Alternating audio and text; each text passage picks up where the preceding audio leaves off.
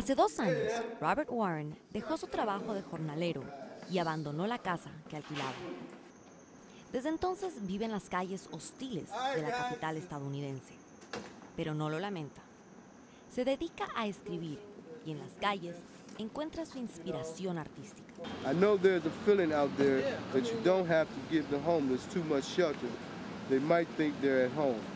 En su poesía, Robert explica lo que es ser una persona sin techo. I stay in a shelter that's run by Catholic Charities, and it's a pretty nice place. It's not that bad. I mean, the only problem I see with it is what they call low barrier shelter, so they only offer you 12 hours of shelter. And I think it gets a little rough sometimes on the weekend for the homeless. Happening, you know, when other people are at home with their families and relaxing, you have to kind of be out on the streets. Robert se para en la misma esquina todos los días.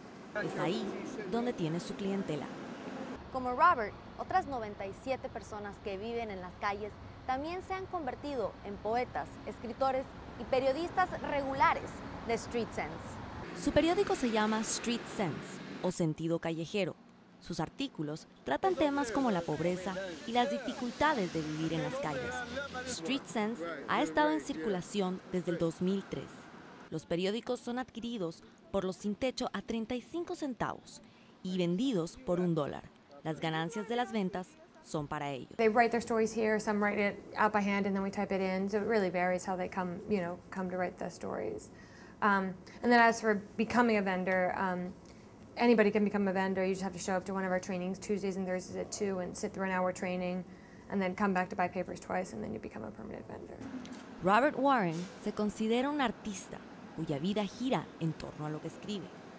Originally from Washington, D.C., so I wrote a book about growing up in Washington, and I wrote a book about religion. No ha podido publicar sus libros, pero no se desalienta. Tiene planes de escribir un tercer libro sobre su vida en las calles. Andrea Arenas, Telesur, Washington.